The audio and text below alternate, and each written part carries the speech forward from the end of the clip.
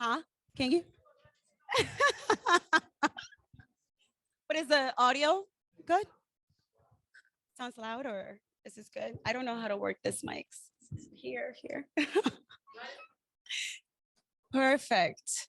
Thank you all so much for coming. I'm very excited to be here. I think this is our very first in-person event in Brooklyn that we've, at least from my juncture at Equinor, I've been with the company for a year now. So very pleased to see a lot of you in person. We were actually concerned that we weren't going to get a crowd tonight, but again, super excited. I'm Alba Pena, and I'm the Community Engagement Manager for Equinor. I focus on engagement within the Brooklyn community and the neighboring cities in the area. And I'm accompanied by my colleague, Harrison Foyer. He's the New York Director of Public Affairs, and you'll hear from him in just a few minutes. Are you all excited to be here tonight? Yes, yes, good. All right, so I want to walk you through the agenda for tonight. Do you mind going to the next slide, please? So we're gonna have an overview of Equinor for those that have not heard about the company. We'll also talk about our project overview and schedule. Want to give you a perspective of timeline. We'll talk about investing in community. That's very, very important to us. And also how to stay informed. We want to make sure that we're constantly engaging you all, as well as, providing you with the information you need to reach out to us. And lastly, we're going to move on to what we're calling a poster session. And what that means is you're going to be able to interact with our excellent staff members around the room. They're here to answer your questions and engage in discussions for the rest of the night. The presentation should take about 30 minutes, and then the poster session will take about an hour. We're good so far. Perfect. I guess let's get started. I think, Harrison, you can take it on from here. Perfect. Thank you, Alba. So thank you, Alba, for that housekeeping. And with that, I'm going to kick us into the proper program. So good evening, everybody. And thank you so much for joining us and for the opportunity to be with you here today. So just a little bit about Equinor. Equinor is a broad energy company. We're based in Norway. We have 20,000 employees around the world, and we've been in the US since the 1980s. We have offices in Stamford, Connecticut, Boston, Houston, Washington, D.C. And just last week, we're so excited that we announced our newest office right here in Brooklyn. So, well, we could clap for Brooklyn. We could clap for Brooklyn and Brooklyn. So let's go to the next slide, please. So we have a very robust team on hand. You see these folks around the room. They're from the various disciplines within our project, and they're here to provide substantive answers to your thoughtful questions. These are the experts that are going to address your questions during our poster session, which is going to come at the end of the presentation. So let's go to the next slide. So let's talk for a moment about Equinor around the world. So as I said before, Equinor is a broad energy company. We have clear ambitions to be a leader in the energy transition. And this map gives a good view of the scale of our commitments, as well as, in the US and around the world. Let's go to the next slide, please. So I also want to talk, as we begin our work right here, we want to recognize that the climate energy goals were set and the renewable market was developed in such a large part because of the activism and advocacy of the environmental justice community. And that includes organizations here like UPROSE and NEJA. That advocacy set the stage for New York's clean energy standard of going 70% renewable by 2030, and for environmental justice to be front and center in conversations on the energy transition. Let's go to the next slide, please. So I want to talk about our 3 current projects combined. That's Empire Wind 1 and 2, Beacon Wind 1, and both of those are going to supply 3.3 gigawatts of clean energy to over 2 million homes. So that's over 1/3 of New York's goal to have 9 gigawatts of renewable energy by 2035. So these projects are jointly developed by Equinor and BP, with Equinor being the final operator. Empire Wind 1 and 2, that's that pizza slice right south of where we are now. So those are going to be interconnecting respectively at the Gowanus substation and on Long Island. And then Beacon 1, which you'll see all the way out east, that's going to be interconnecting into Astoria. And I just want to say, while we're very early in the process, Equinor is committed to investing $47 million in workforce development, innovation, and community benefits, as well as $25 million to support regional monitoring of wildlife and key commercial fish stocks. Let's go to the next slide, please. So we know that our industry has an obligation to put more into the community and just the power we're putting into the grid. We're a values-based company, and our values drive our community-based development model for how we work with local communities. And our values are that we're open, courageous, collaborative, and caring. And we view how we deliver our projects just as important as what we're delivering. So these are the important values we hold in pushing forward with our community-based development model. And that's why it's so important that we're here with you today. We want to hear from you. So let's go to the next slide, please. And I think that's it for me. Alba's going to take it from here to give you an overview of the project and everything related to what we're doing in Brooklyn. Now Harrison is going to take a nap. So as Harrison mentioned, we have 3 projects currently in the planning. For the purpose of this presentation, I want to focus on Empire Wind just because of the geography is more pertinent to the audience, right? So we secured our Empire Wind 1 site in 2017, but we were awarded an offtake award in 2019 by NYSERDA. Empire Wind 1 is supposed to bring in 816 megawatts of power. It's interconnecting into the Gowanus substation in Brooklyn. And then we have the second phase of Empire, which is Empire Wind 2, interconnecting into Oceanside, Long Island, and that's bringing 1.2 megawatts of power. I'm sorry, can we go back a little?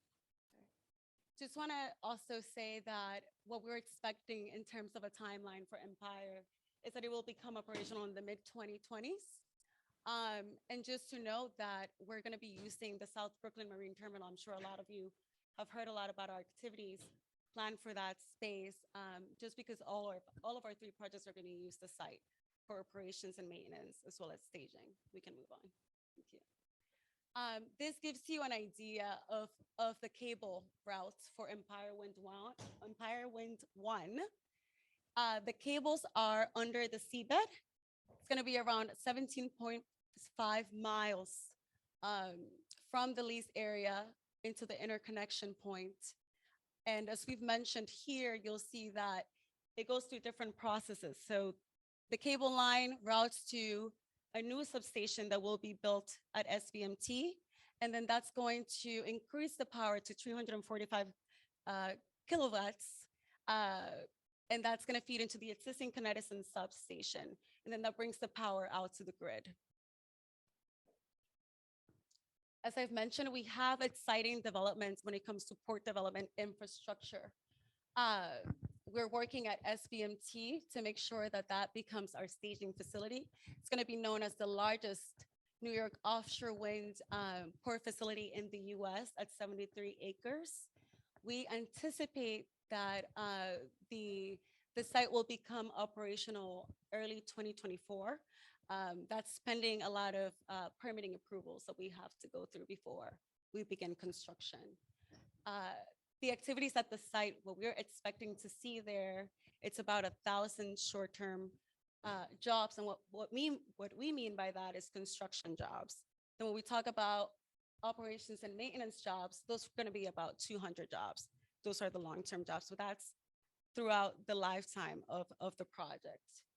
Also at Port of Albany, we're partnering with Marmon and Welcome, and they're experts on onshore and offshore tower manufacturing.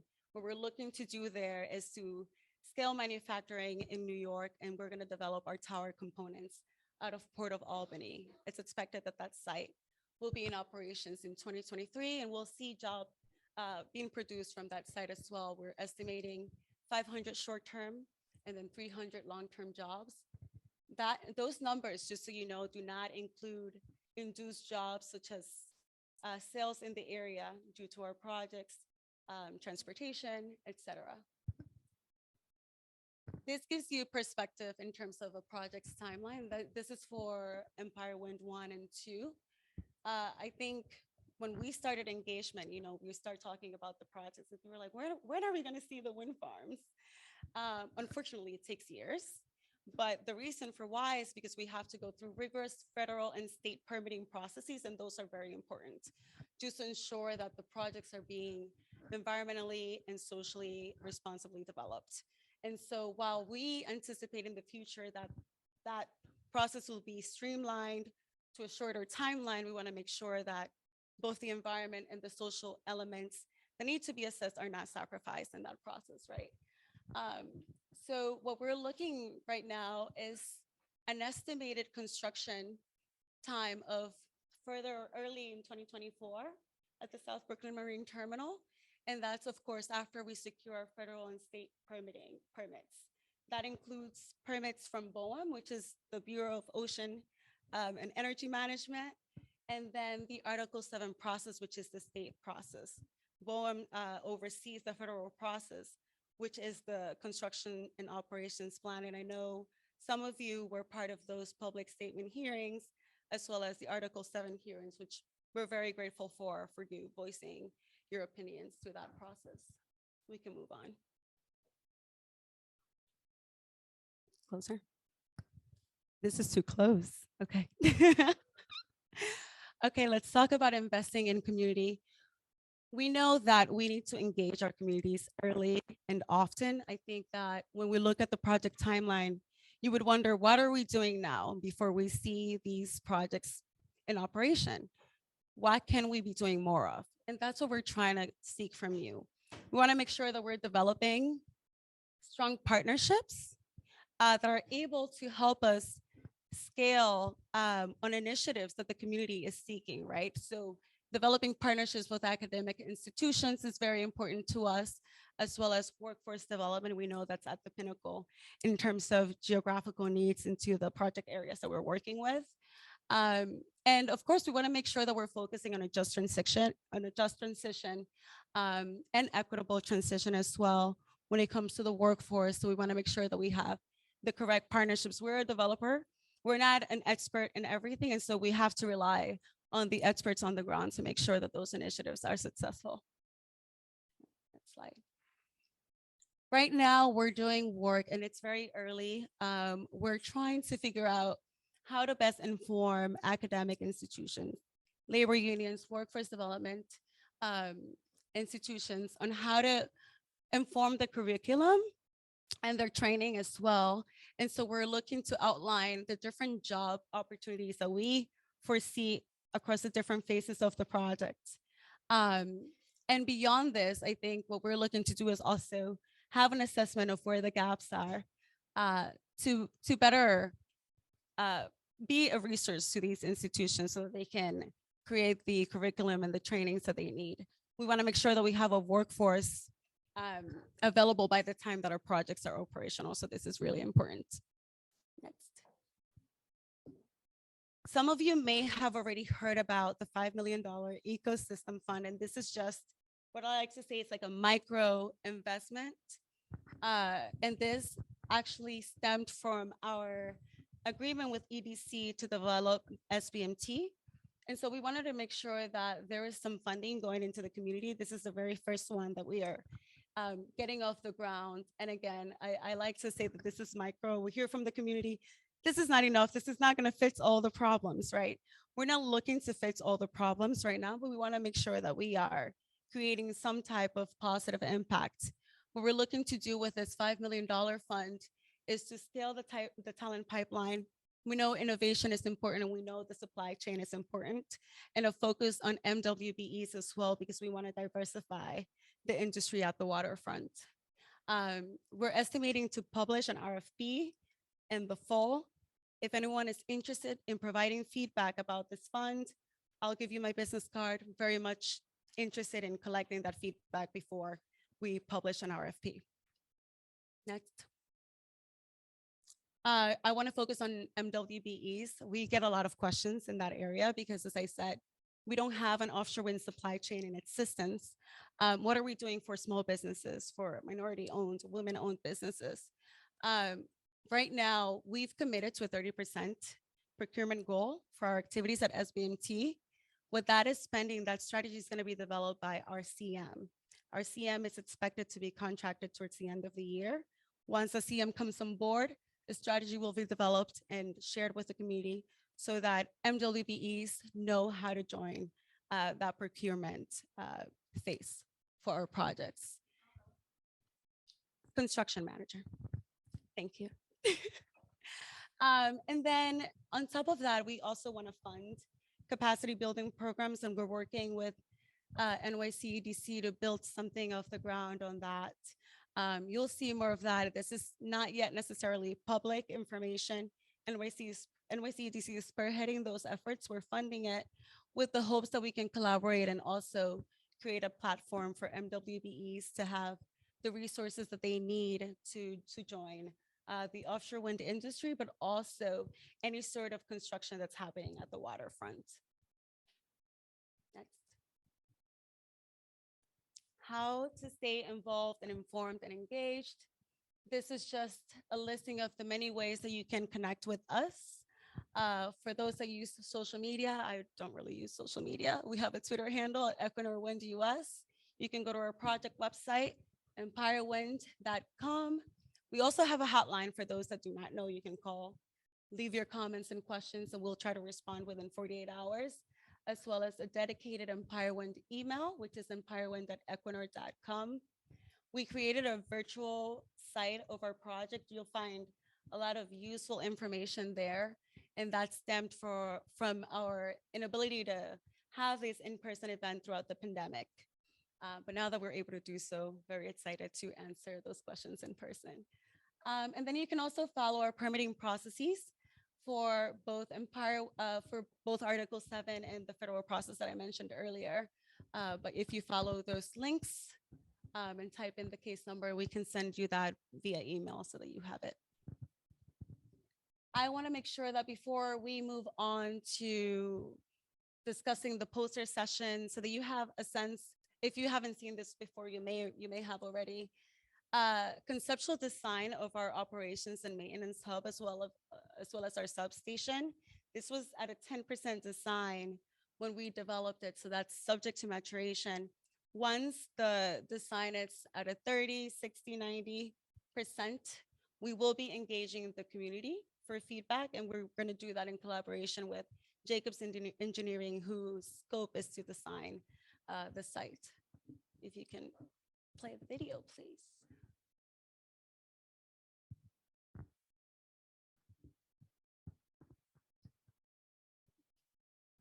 And don't expect any sort of audio other than very subtle music.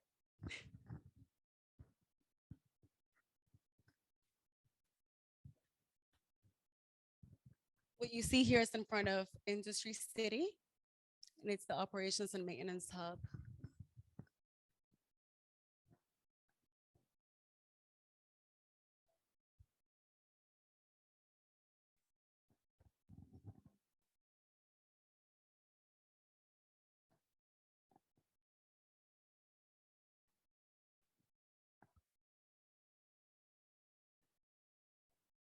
You see some of the substations on this side.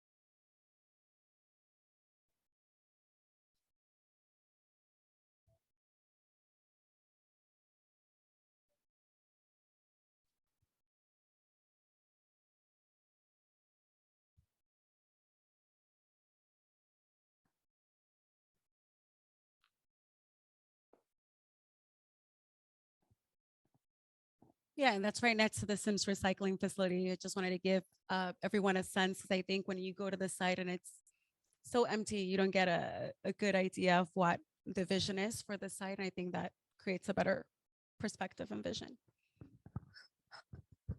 Thank you, Alba. So now for our next set of housekeeping, we're going to be going to the poster session. So let's go to the next slide. I'll tell you how that all works. So we have several posters set up all around the room. We're focusing on Empire Wind project overview, technical aspects. That's right there. Right next to that, we have Beacon Wind. That's the second project I mentioned. Similar technical aspects. We have local investment, workforce development. Where's that one? That's right there. Thank you. We have environmental justice. Where's that? Anna standing right there. Thank you. We have fisheries and offshore wind. Oh, so just follow that over there. Fisheries and offshore wind, whales, birds, and bats. So you could hear from our subject matter experts. I also want to take this moment to point out we have food in the back of the room. We have socks and t-shirts over here. So everybody get your socks and t-shirts and your food. We're going to pull the chairs and, hopefully we're here to answer any questions you have and look forward to very important dialogue with all of you. Thank you all for coming tonight.